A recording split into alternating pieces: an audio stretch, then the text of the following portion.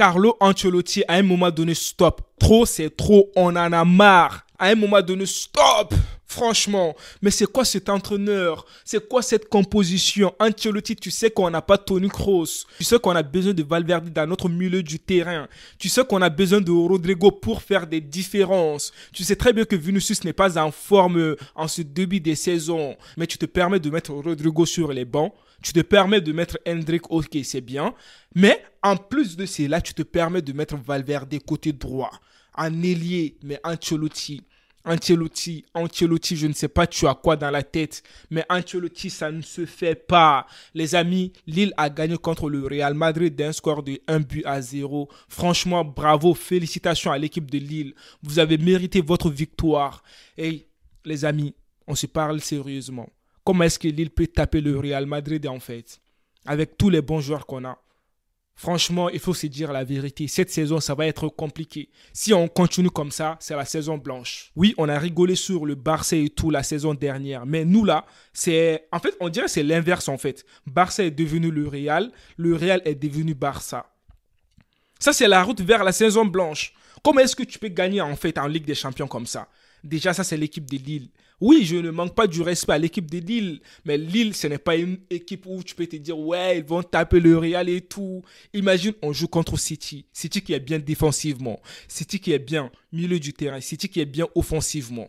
Ben, ils vont nous taper. Déjà, nous, on n'a même pas de l'automatisme dans le jeu. Des déchets techniques, des centres. Tu vois, le jeu du Real Madrid.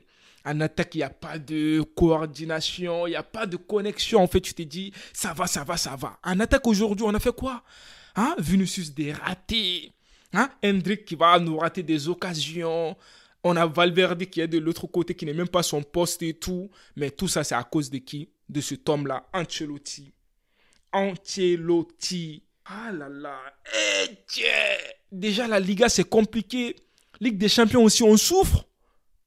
Contre Lille. Voici le penalty obtenu par Lille. Ça, c'est la main de Camavinga. Camavinga n'a pas fait exprès. Camavinga, on sait très bien qu'il a fait un très très bon match d'ailleurs. On va parler de Camavinga après. Donc Lille va obtenir le penalty. On a Jonathan qui va marquer le penalty. Un très très beau penalty. Il a bien tiré. Il a pris en contre-pied et tout. Notre gardien de but, Lunin. Un très très beau but. Les amis, après Lille a bien joué. Ils ont eu tellement d'occasions. Mais bon, on avait notre gardien de but, Lunin, qui nous a sauvés aujourd'hui, les amis. Même sur cette action, moi je pensais qu'il y avait but. Mais bon, heureusement, on avait Lunin, il nous a sauvés, il a fait son match.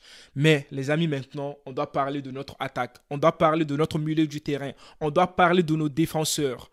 Défensivement, je n'ai pas confiance et tout.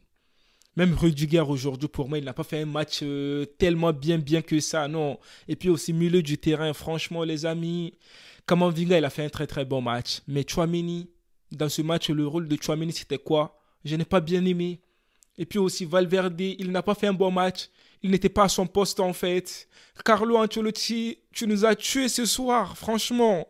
Même offensivement, Hendrick, ok, Bobby Charlton, il a eu une occasion là, je pensais qu'il y avait but quoi. Charlton, tu pouvais marquer ce but, mais il a raté. Sinon à part ça, Hendrick n'a pas fait un bon match. Vinicius, c'est compliqué. Vinicius, ce début de saison, c'est compliqué. Vinicius a eu tellement de déchets et tout. Je comprends. Tu ne peux pas faire des bons matchs tout le temps. Mais c'est l'entraîneur qui doit changer. Si tu vois que Vinicius n'est pas bien là, alors qu'on a besoin des gens, en fait, des attaquants qui percutent, en fait, fais des changements. Qu'est-ce que tu attends? Alors que tu as Rodrigo qui est là, qui peut faire des différences. En plus, Rodrigo, sa compétition, c'est la Ligue des Champions. Mais Rodrigo, qu'est-ce que tu attends? Sors Hendrick, mets Arda Güler comme tu veux. Mais c'est Arda Güler qui va rentrer 60e minute, je ne sais combien, 70e minute. Mais c'est trop tard. En plus, Arda Güler, il est rentré, il a fait des différences. Il a eu beaucoup d'occasions. Et puis aussi, les amis, après, on a l'entrée de Mbappé. Mbappé n'a pas fait une bonne entrée, je comprends, il était blessé. Franchement, ce match de Real, ça m'a énervé. Ah là là, ça m'a énervé.